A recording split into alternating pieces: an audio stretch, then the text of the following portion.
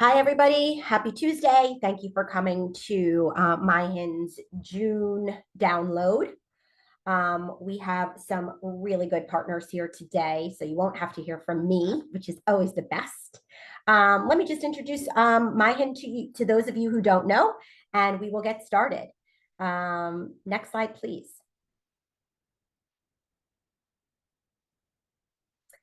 I am going to be kicking us off today. I am the Senior Director of Network Growth and Development. I am a loudmouth, and often you see me at these webinars and presentations, but you can also use me to be your mouthpiece too, both internally and externally here at MiHIN.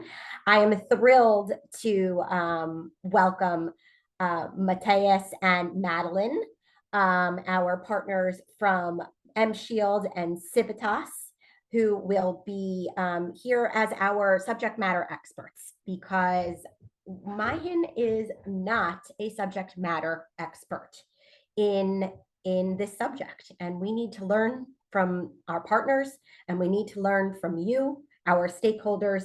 So we are all learning today. It is a learning opportunity. Next slide. If you don't know, now you know that MiHIN is Michigan's statewide nonprofit health information exchange. We exist to break down data silos that exist between technological systems, and we exist to break down silos that exist in human infrastructure.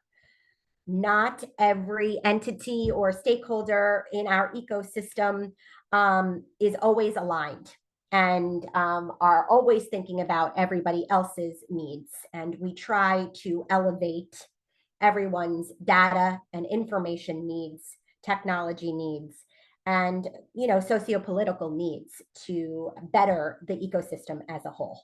We are neutral data stewards. We do not create any data, and we are not competing in the healthcare marketplace. Next slide.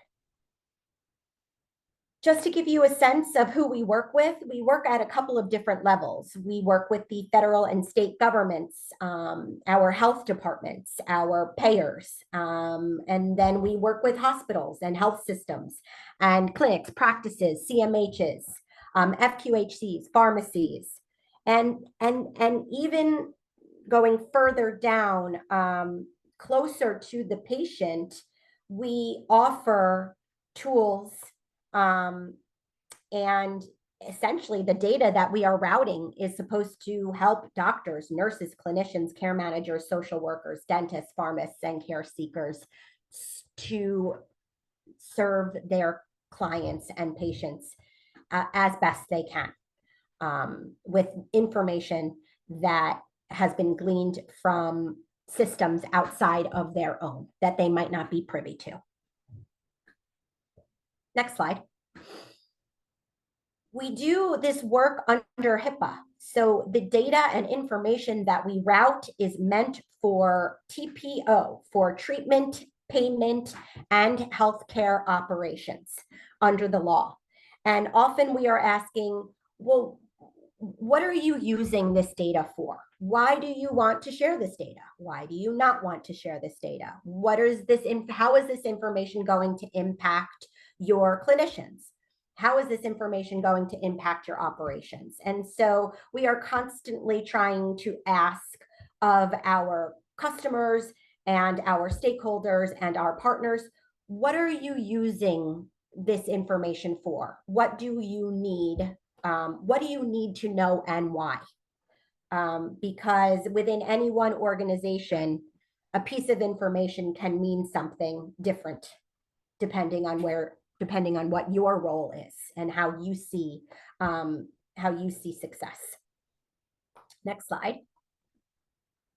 So today we are here at the end of Pride Month, and we thought it would be really appropriate and pertinent to start talking, and we'll continue conversations, but maybe start talking more publicly about SOGI data, and about what that means.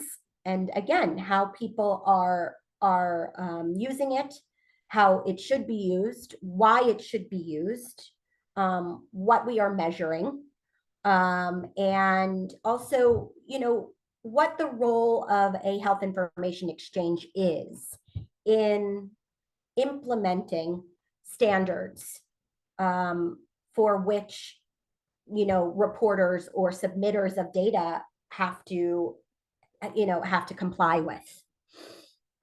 What information about human beings is necessary for what purposes, and what do those human beings think about it? Next slide.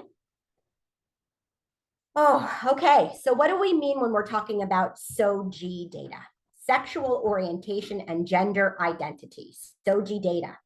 Demographic information that includes self-reported sexual orientation, gender identity, and sex characteristics.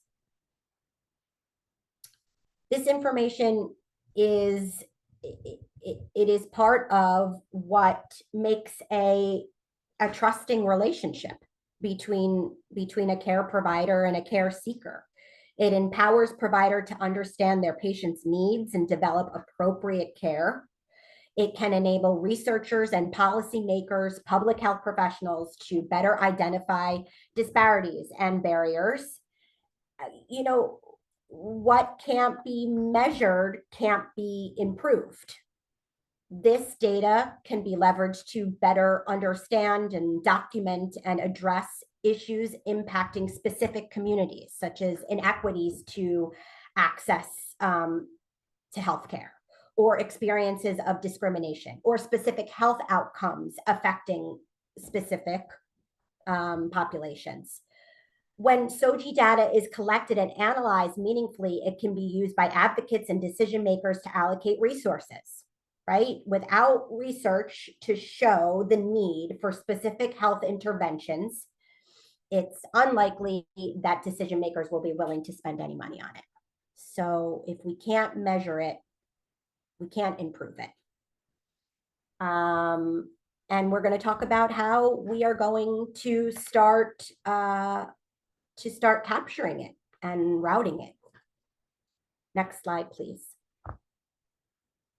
Does anybody have any questions before we hear from our partners at MShield? Does anybody want to put out a question or a statement right off the bat that our presenters and panelists can make sure to answer? Are you here to find out something specifically? If you are, please feel free to use the chat. I think that we will have time at the end for specific questions. And I am going to pass the mic over to Matthias.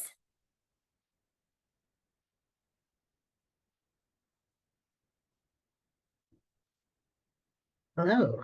Hello. Do you want me to go without the video? I can do that. What do you want? I don't know.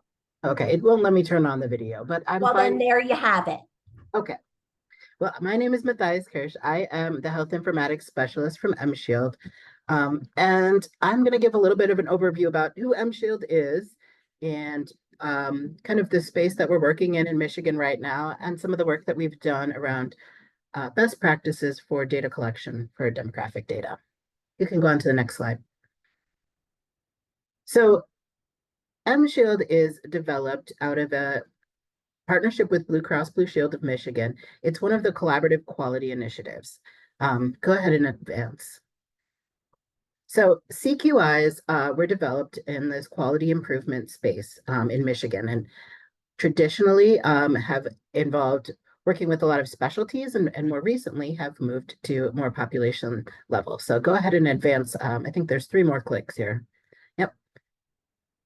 Perfect. So the legacy model, like I said, is based on specialty care. We're talking about surgical interventions, really specific types of conditions. The population health model, our more recent CQIs have started more cross-cutting for general practice for people with certain conditions like diabetes or asthma and COPD. And then the newest kind of CQI, which MShield is one, is a consulting CQI. So what we do is we don't have our own patient population, but we work with all the other CQIs. There's about 23 of them right now, to provide consultation around a certain topic. Go ahead and advance. All right, so what does MShield do? Our practice is centered around health equity and anti-racism. And we seek to provide consultation services to help capture data, programming, and other things that really center kind of the whole person and making sure that our healthcare that we're providing is equitable to people across the spectrum of life. We focus on anti-racism as kind of our main thing, but obviously this also includes looking at things like SOGI data, looking at disabilities, looking at other identities that might cause people generally to have experiences of health inequities within their healthcare experience. We also have quite a reach across Michigan. So although we work primarily with the other CQIs, which are kind of these groups of physicians who treat the different patients, we also work directly with healthcare organizations and community partners. So when we're talking about creating guidelines and sharing best practices, those are our main audiences. You can go ahead and advance. All right. So one of the big pieces of work that I've done since I joined as the health equity or the health informatics specialist was helping put together this best practices guide about collecting demographic data. So what we did to put this together is we talked to the CQIs and we talked to the healthcare organizations and we asked them what data they're already collecting. And then we went back to consult with kind of experts across the field about what are the best ways to do this? What should we take into account? Where is this moving? What's the direction that this is going in? And we put together a best practices guide here. And this is available on our website. And I saw that Joanne just put the link in there. So if you go to some of our resources there, you can download this guide. It really helps an organization, whether it's a CQI or a healthcare organization, to evaluate their program, what they're currently doing, identify some best practices that they might want to strive toward, and then set goals to implement those. All right, you can go ahead.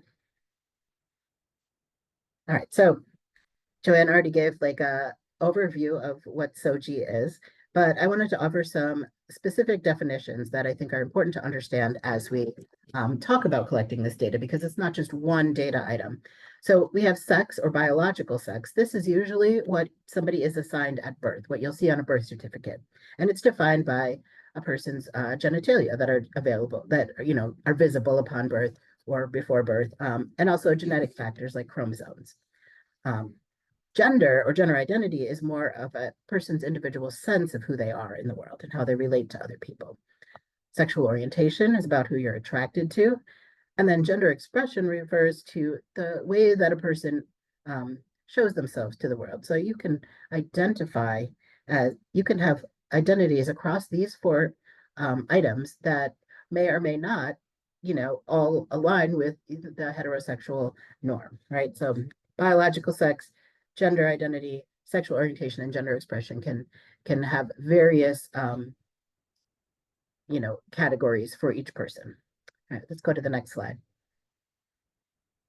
All right, so in addition to thinking about this, another item is pronouns. And you probably have noticed a lot more people putting like pronouns in their Zoom name or something like that. And pronouns are the way that people like to be referred to. This is the words that you use when you talk about a person. And those pronouns may or may not match a presentation that someone chose to use. So in a healthcare setting, it might be really important to ask a patient what their pronouns are so that you can refer to them using the correct words. This isn't one of the data elements we generally say that people should collect for data purposes, but it's really important for patient care. You can go to the next slide. All right, so when we're collecting information about sexual orientation and gender identity, one of the most important considerations is how the information is going to be used, right? So just like I said, if you want to know how to refer to a person, you really want to know their pronouns, right? It doesn't matter as much what their sex assigned at birth was or their gender identity. You just really want to know what to call them. Um, another consideration is that I know sometimes people have a hesitation to add more categories for gender. This can make people who are cisgender or whose gender matches the sex assigned at birth.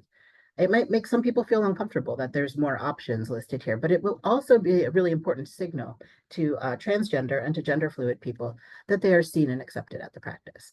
So we've put together what we think are kind of the best practices for what to ask for different questions. So the first question here is gender identity.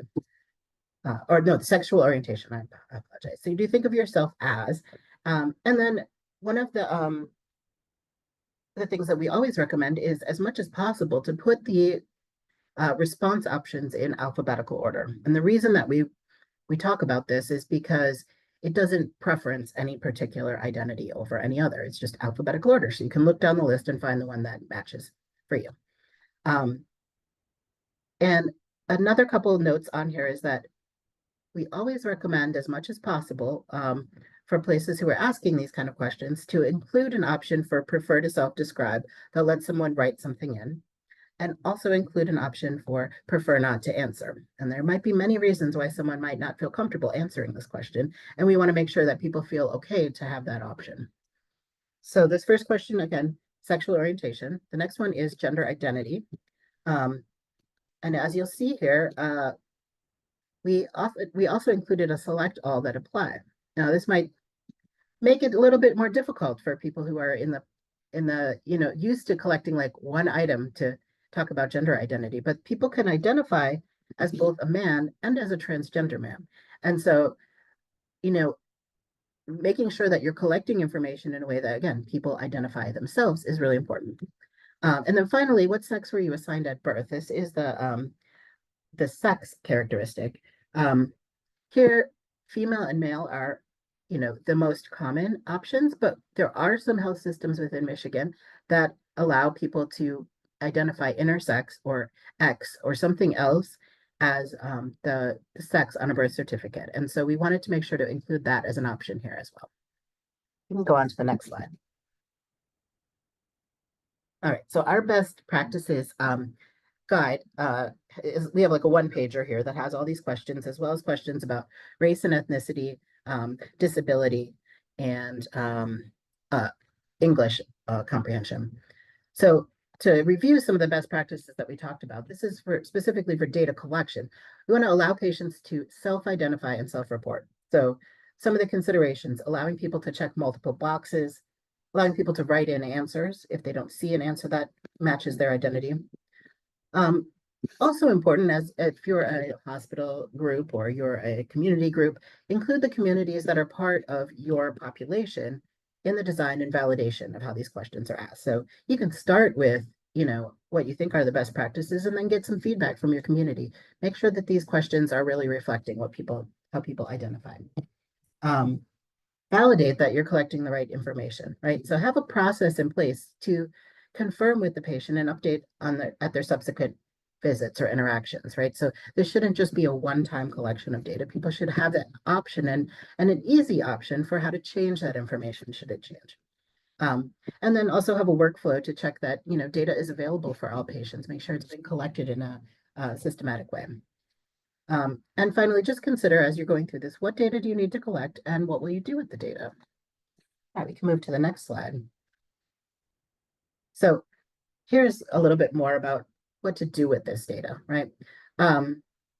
So best practices, we want to make sure that if you're reporting out data about SOGI data, to include here both sex assigned at birth and gender. And the reason for this is because they are different things that mean different, that you obviously have different meanings, right? So if you're wanting to understand the biological background of a person, and maybe what body systems and what their body looked like, at birth, at least, asking sex assigned at birth is going to be a more important question than asking somebody's gender. But gender is really important for social factors. And so both of these are really important. And we want people to make sure to include at least these basic categories here. A second suggestion is to collect metadata from sites. So because MShield works with so many different sites across the state and so many different, we found it really useful to actually understand the wording that people are using for their questions. So, if you're comparing across two sites and you see really different populations, I want to make sure that's not based on like the fact that you've asked a different question. So exact question wording, who collected the data, make sure, the best practice is to have patients self-report, but sometimes this doesn't happen. And then the response options, including what missing options were allowed, including multiple fields to allow for multiple selections. So taking the time in your database to understand if there's fields where you can't easily collapse into just one item, to make sure that there's multiple fields. So you have a field, gender, man, gender, non-binary, gender, transgender, gender, woman. And that way, if people have selected more than one, you have record of that there. And you're not prioritizing one one identity over the others. And it will also allow you for more flexible reporting options. So if you want to know everyone that's transgender, you'd have a way to pull those out. But if you want to know everyone who identifies as a man, you'd also be able to pull those out, for instance. And then, what are your reporting needs? Who needs to know this information when you report it out? I think this is really important consideration, even when you're asking the question, like letting people know why you're collecting this. We want to make sure we have services to support our populations. We're looking to apply for a grant that will offer more funding for, a population here. We want to understand how many people are present in our population. So understanding the purpose for why you're collecting this data and what your reporting needs are. And then, making sure that you have flexibility in your system to support changing identities. So people whose gender identity changes, or if new categories of gender identity come and become popular in the future, making sure you have the ability to update and change that. Okay, go ahead to the next slide. All right, so this is our whole team here at MShield. We are supported by let's see, four faculty members who are Renu Timpernini, Melissa Creary, Brad Ayat, and Lindsay Harrell. And then we have 4 staff members. We are always available for consultations for people across the state of Michigan who are interested in doing work around health equity. And if you go to the next slide, it has our contact information right there. So thank you so much for allowing me to speak to you today, and let me know if you have any questions.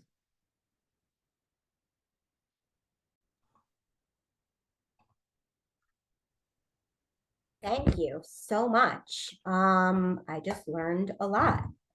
I'm trying to figure out, how what I just learned impacts, uh, data flow, and impacts, how we code for all of these specific interactions in healthcare.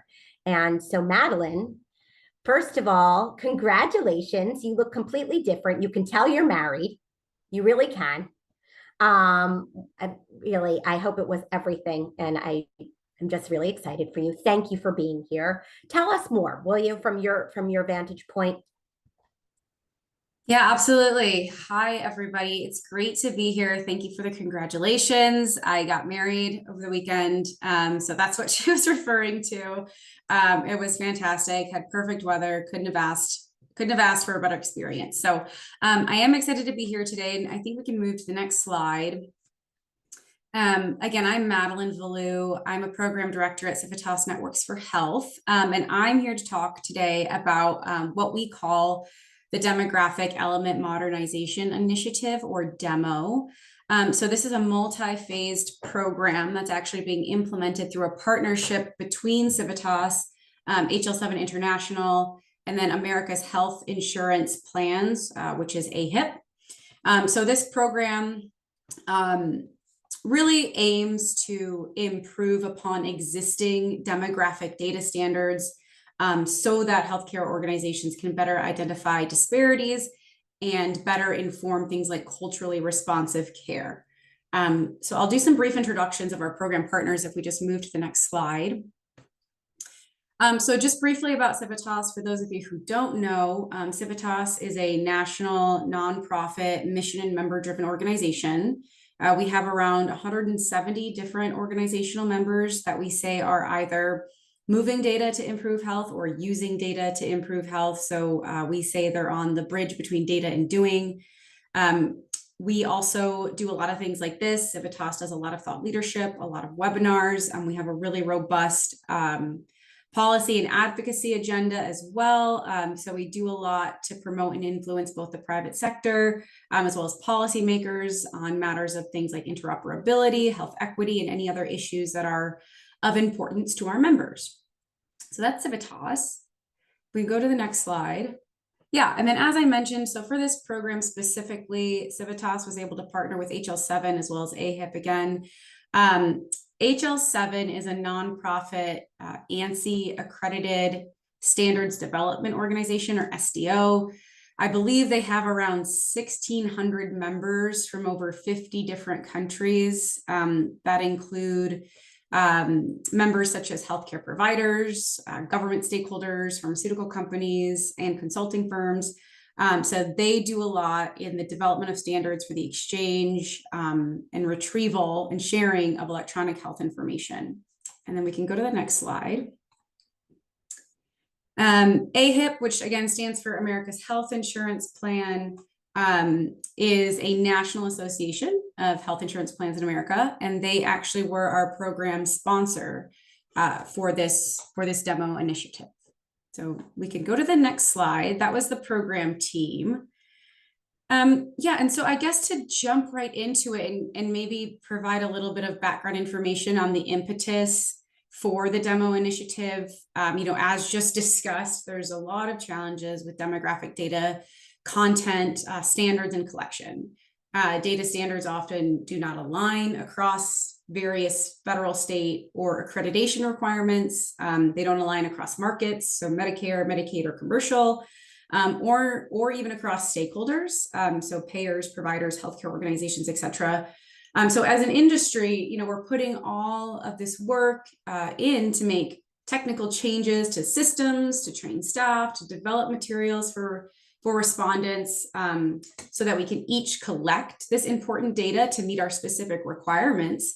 But we're not getting a lot of accurate, complete, or actionable data, just because a lot of the demographic data standards that exist right now are not necessarily sufficiently granular, again, or aligned across stakeholders, as I mentioned, markets, et cetera. There are a large number of other or unknown responses that often get collected because there are no response options available necessarily for how people identify. And this is the case even in widely adopted demographic questionnaires. And a lot of those missing response options for people, as was just previously mentioned, can really impact an individual's experience of care, as well as the care a person receives. Also, a lack of data collection infrastructure, interoperability, and alignment really impedes collaboration and presents a lot of challenges to properly aggregate, analyze, and enable what we want is apples to apples comparison. So with that all in mind, we can move forward. So the goal of the demo initiative, which was really born out of a higher level goal to reduce disparities in care, but our more specific goal was really to modernize and enhance national demographic data content and exchange standards to, again, be more culturally sensitive, sufficiently granular, and if possible, aligned across stakeholders. And then I should also mention, so this demo initiative was actually based off of foundational work done by AHIP's Health Equity Work Group. So given a lot of those aforementioned challenges that I just went through, AHIP convened a health equity work group from, I believe, 2020 to 2023. So again, a significant amount of time, and they utilized an evidence-based, stakeholder-driven approach to develop demographic data questions and response choices across 10 different demographic domains. Those included race, ethnicity, language preference, sexual orientation, gender, pronouns, relationship status, disability status, military experience, and spiritual beliefs. So the AHIP Health Equity Work Group utilized a lot of existing demographic questionnaires and as an initial starting point, and then worked to revise them to improve things like inclusivity and accuracy, be more person-centered, include more appropriate terms and language, and account for collection within a healthcare setting. So the initial findings of the AHIP Health Equity Work Group served as a starting point for the demographic element modernization, or again, the DEMO initiative. So again, the work that the AHIP Health Equity Work Group did is what we used as a foundational starting point for this DEMO initiative. And in a few slides later, I will show you how we took what they did, what they had come up with, and how we made further revisions and refinements based on robust stakeholder feedback. And again, while the DEMO initiative did cover all of those 10 domains, I'm not going to discuss them all today, but I will discuss a few. So we can go to the next slide. So this is an important slide. As I just mentioned, we made further refinements and revisions to what the AHIP Health Equity Work Group had come up with via robust stakeholder feedback. And how we did that was by holding a series of 5, what we referred to as national virtual focus groups. So we held those from January to April of this year, with each session being 2 hours in length, which is a lot of time to take out of very busy people's days. And each of those 5 sessions was dedicated to discussing one or multiple demographic domains. So what this slide is meant to show is a very high-level snapshot of who was involved in those focus groups. And I believe we averaged around 70 stakeholders that participated in each of the 5 sessions. And I believe all told, we reached out to over 100 organizations and ultimately convened, 220 some individual participants from about 135 unique organizations. So we had a lot of involvement. And like I said, each of the sessions that we held were 2 hours in length. So we did have a lengthy discussion. We had, like I said, a lot of robust feedback to basically, take in, aggregate, distill down. We discussed as a program team, and then started making revisions to those demographic data questions and response choices that AHIP's Health Equity Work Group had initially proposed back in 2023. So we can move to the next slide. So, and then I wanted to also mention, I think I said at the beginning of this call that this was a multi-phase program. So we're not even close to being done with the program. We're actually just coming to the end of phase 1, which was to align and inform. So again, the bulk of phase 1 was to hold those 5 national virtual focus groups, present stakeholders with what AHIP's Health Equity Work Group had come up with, and then see how we could further refine, build out, enhance, modernize, et cetera, those demographic data questions and response choices. So we held those, and then we heard a lot throughout, the national virtual focus groups that it's really important to put these questions and response choices through cognitive testing. That was not something that we had considered as part of phase 1. So we're kind of calling that phase 1A, and we're just at the beginning of that, which we have our final, if you will, versions of our questions and response choices, or we have the versions that we landed on after our national virtual focus groups.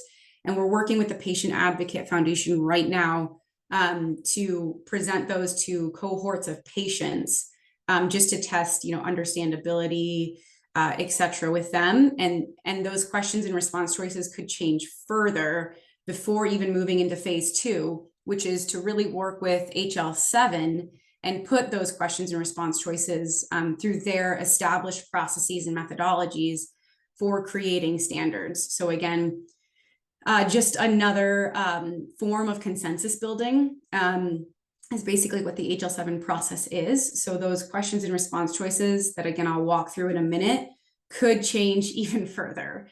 And then, moving on to phase 3, we do intend to pilot a lot of those questions or standards, I suppose, and hopefully put things together like implementation guides for actually putting these standards into practice. So we can move to the next slide. So so this is when I wanted to talk through a lot of the actual changes that we made. So domain specific questions and response choices, and a lot of the feedback that we got from participants and the changes that we made. And I will just flag before moving on here, these are not the final versions that I'm going to present, just because AHIP, Civitas, and HL7 are planning to do a final public launch in October. We're releasing a white paper. This is all on a slide later about next steps, but these are not yet, the ones presented here are not the final versions, just FYI. We have made a lot more changes, but I wanted to give an example of sort of our process and what we've done so far. So we can move to the next slide. One important piece of feedback that we did get from participants was, patients, respondents to these questions need to understand, why we're asking these questions. And they basically recommended that we develop scripts or introductions for each of these domains. So this is an example of the one that was developed for pronouns. Sometimes people don't necessarily know what you're asking either. So we wanted to make sure that we were very clear. Pronouns are how you identify yourself apart from your name, and how you prefer someone to respond to you or refer to you rather in conversation. We also wanted to make it very clear to people responding to these questions that, this is completely optional and your care will not be affected in any way should you choose not to respond. So really important there. And then we also wanted to recognize again that particularly with a lot of SOGI data and pronoun information, these responses may be fluid and can change over time. So, we definitely wanted to relay that we understand that to anybody who's answering these questions, that we don't want to overburden people with asking these questions over and over again, but we definitely want to ask them on some sort of frequency, just again, because the responses are fluid and may change over time. So we can go to the next slide. So this is what AHIP's Health Equity Work Group had come up with. We'd like to be respectful. What pronouns do you use to identify yourself? Select all that apply. And then we can move to the next slide. So they adapted this, from Fenway's, from a previously established questionnaire. This is an example of some of the feedback that's in red that we got from participants during our national virtual focus group, was to define a lot of the people. Some of the stakeholders didn't really know what some of those neopronouns are, which is the Z here, here's, and the Z, zers, zers. So they recommended that we provide definitions and parentheticals.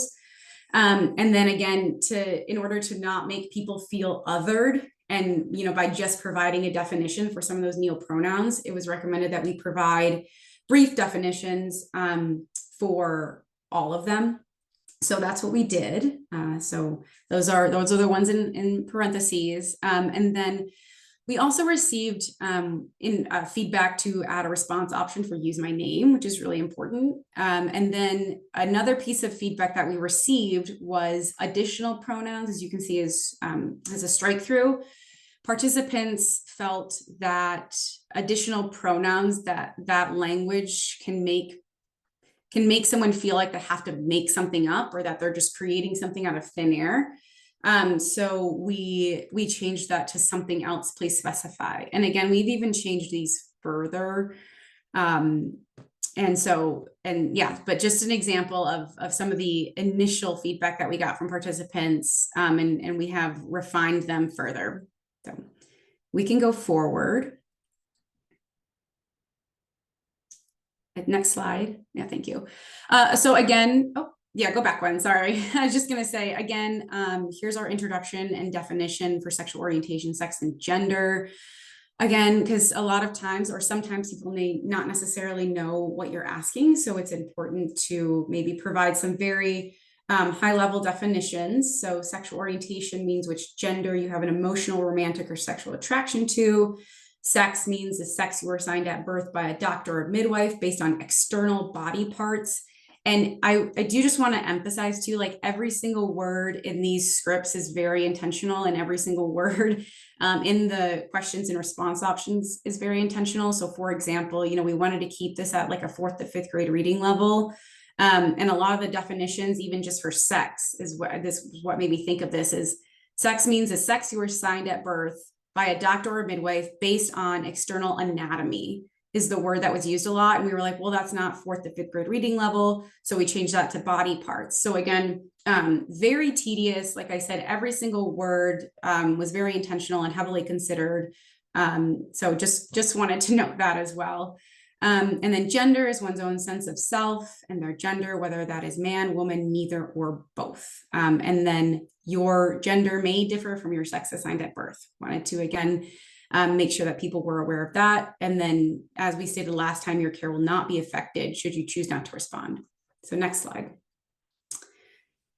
And then this is the question and response options that AHIP's Health Equity Work Group had presented. So again, adapted from a already existing questionnaire on sexual orientation, gay, lesbian, straight or heterosexual, bisexual, pansexual, asexual, something else. I don't know. I choose not to respond. So next slide. We changed this. It doesn't seem like a lot, but we did change it quite a bit. So we wanted to put, for some reason, we had predominantly and only gay or lesbian and straight or homosexuals or heterosexual. So we took that out because that's not an option for any of the other response options. And then we also changed, select all that apply to select one. Select all that apply was meant to indicate that we recognize the answer to this question is fluid and may change, multiple times. So to accommodate for that, instead we put at this time. That was added to the beginning of the question, again, while also recognizing that this question should be asked somewhat frequently. And then we also changed, then we also added, I choose not to respond at this time, again, to the end of that response option. And I will note, again, this is not the final version of them. And, piggybacking off what was just discussed by MShield, we changed these to be in alphabetical order as well, just to be a bit more of a neutral way of listing them out. So next slide. So here were again, AHIP Health Equity Work Group's proposed sex and gender questions and response choices. I will note, and you'll see on the next slide, there are 2 questions: sex assigned at birth on your original birth certificate, or what is your legal sex? So we can move to the next slide just to make sure I'm not going over. We got rid of what is your legal sex. We heard from a lot of participants in the national virtual focus groups that a birth certificate is a legal document. So we don't really need to ask a follow-up optional question on what is your legal sex. And then again, to make it a bit more understandable, we do offer, it was recommended by our participants to offer a definition for sex assigned at birth in parentheticals after the question. And you'll see after most all of the I choose not to respond options for all these questions, we add at this time, just to more accurately indicate how someone may be feeling. I will say for the gender question, the main piece of feedback we got was to add two-spirit, which is language traditionally used by Native American or Alaskan Native communities, to recognize that as its own gender category. And then to offer also a definition for each of these to better differentiate two-spirit from non-binary, which in a lot of the research that I was doing in putting these sort of definitions in and differentiating these response options, two-spirit in a lot of like Native American or Alaskan Native languages, they don't necessarily have a lot of language that describes how someone feels or identifies. It's more about what someone does. So a two-spirit is an individual who partakes in both what would be considered masculine and feminine activities. So we wanted definitely to include that as its own separate response option. So next slide. So yeah, that again is just a few brief examples of some of the, again, there were 10 different demographic domains that we discussed with those participants on those 2-hour national virtual focus groups. So we got through a lot of content. And again, we're still making revisions to those questions and response choices that you just saw. Again, we're putting them through cognitive testing with the Patient Advocate Foundation, and we are planning to publish a white paper and hold a big public launch in October of this year. And then after that, we will be moving on to phase 2. And again, utilizing the HL7 established methodology and process for standards development. So thank you very much. A lot of this information, all of the recordings, by the way, of the National Virtual Focus Groups are on that page that's listed right here. So if you're interested and you want to watch a specific, conversation about a specific demographic domain, you can access that recording on that website listed there. So thank you again so much. I really appreciate it. And I'm happy to take any questions.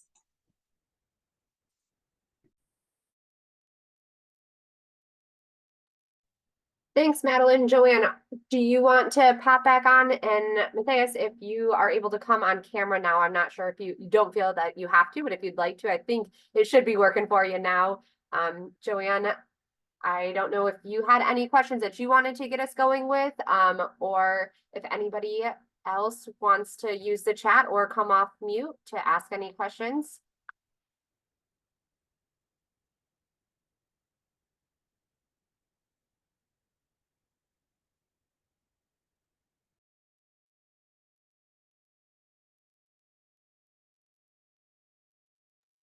Quiet audience today.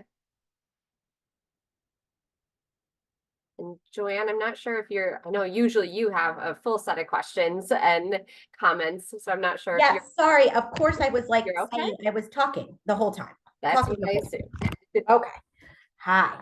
So I'm trying to figure out, guys, for anybody who's in attendance here today, how many of you are asking for this information? You can raise your hand, you can say we are, you can, I'm just trying to get a sense of how this is coming up for, okay. So you're asking these questions. And then when you ask these questions,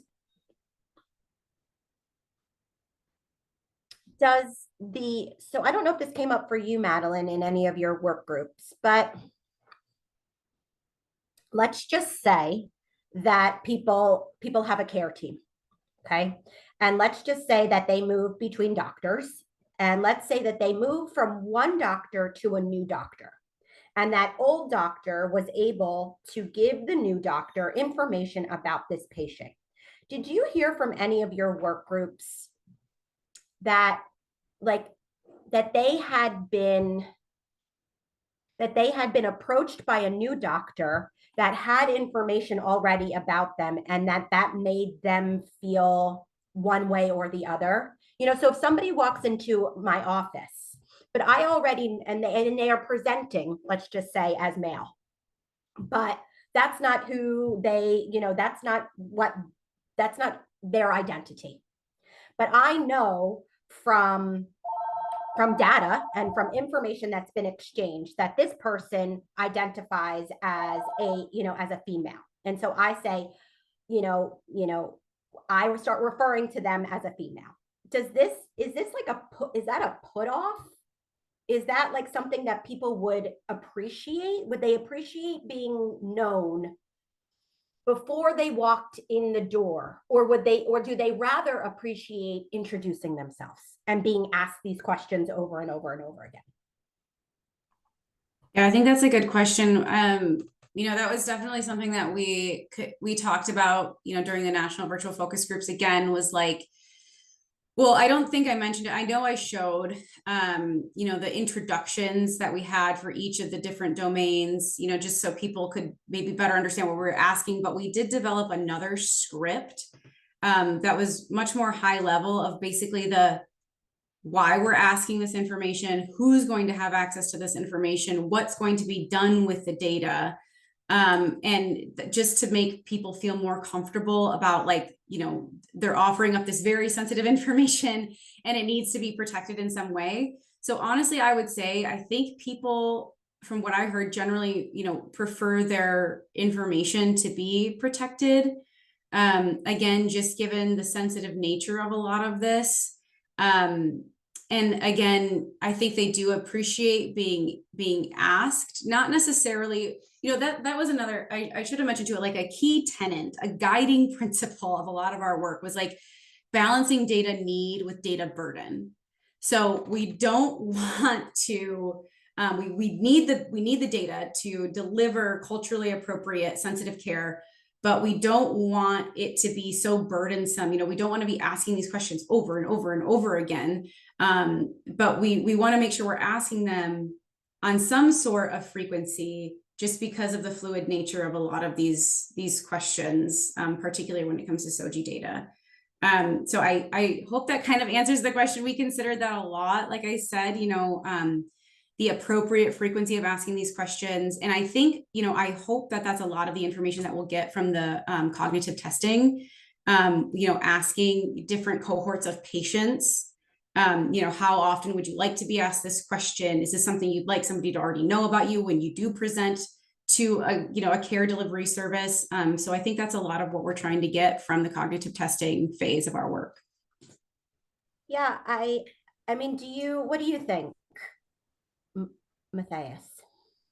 Yeah, I would agree. I think that, keeping data, sensitive data protected is really important. I also think, though, that, offering the opportunity to present data. So like in the situation you talked about, seeing a new provider, right? Having the opportunity when you see that new provider to be asked, what are your pronouns, before you walk in the door, lets you know that you're providing that information, and then that provider has a place to look to find the right information. So it's a very non-invasive for a person. If they don't want to write something down, that's also okay. And maybe that means that, they're like, well, obviously they can tell what I am. And for people who that's not obvious, they have the option to put down what they want. So often the power, I'm just saying, often the power is in the dialogue, right? It's in the asking. It's the forethought to want to ask, right?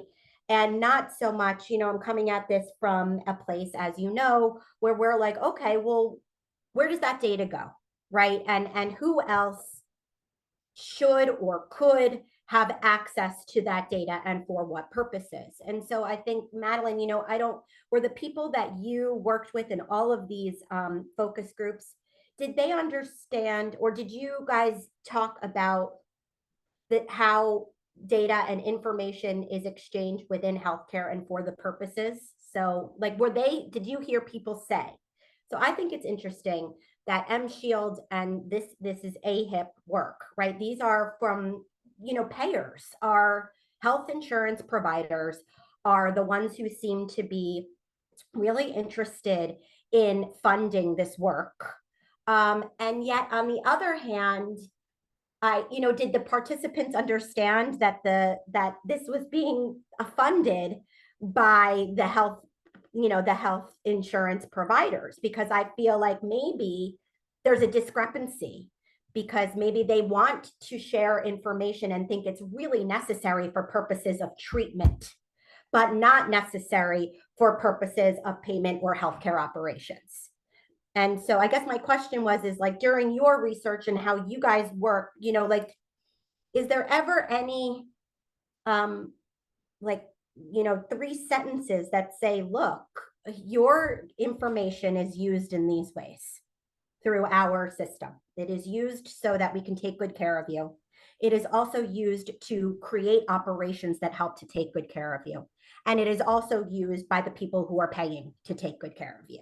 Yeah, exactly. So that was what I was kind of referencing before, was like the purposes of that script, which was actually originally developed by AHIP's Health Equity Work Group, to note, like, again, this is why we're collecting the information. This is how it's going to be collected, and this is who is going to have access to it.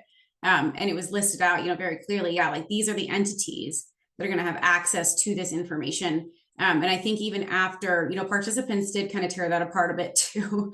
The participants in our national virtual focus groups were fantastic because they were so, there's a lot of, obviously, I think, need in the industry for these kind of enhancements and revisions because they were so invested in it.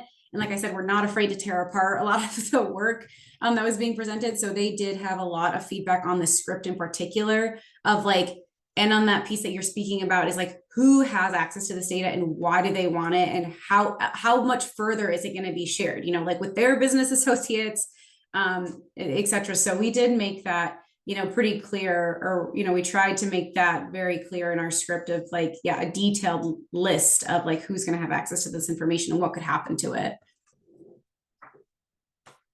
Yeah. Hannah, I see you in the chat and you are super engaged. I'd love to, if you wouldn't mind, sort of speaking to your experience and how you see this work, if you would. So documenting this information in an EHR is used how? Yeah, I can speak to that. Can you hear me okay? Perfect. Yeah, So thank I you. think I'm working on a couple of different things, so it's hard to collaborate all of that together.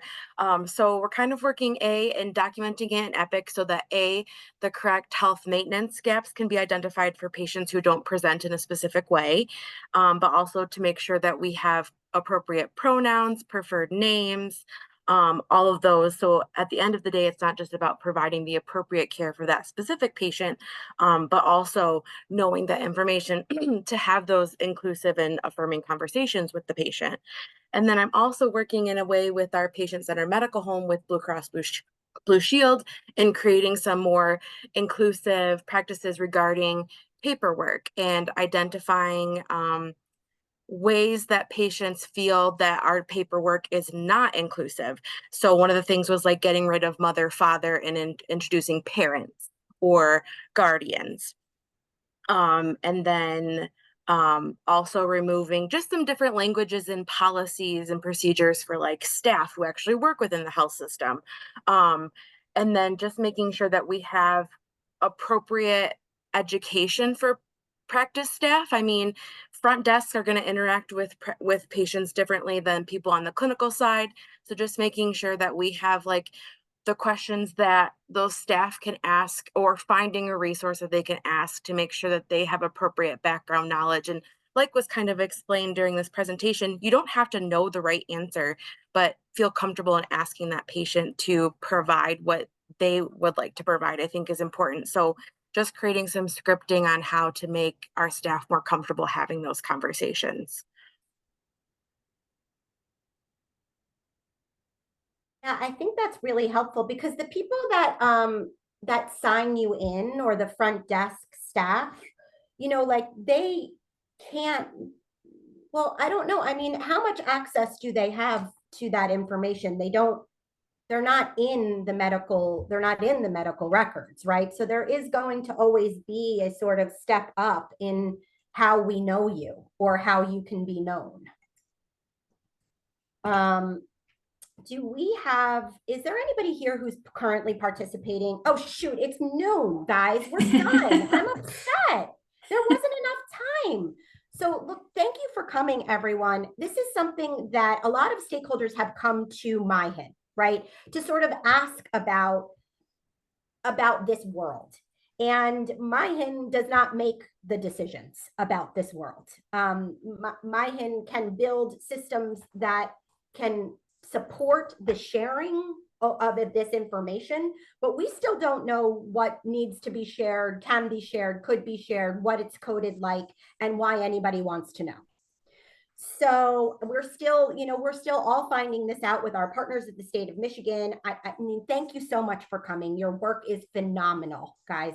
And we will give everybody sort of access to your good work. And maybe, we set it for next year, see where we are and have a comeback.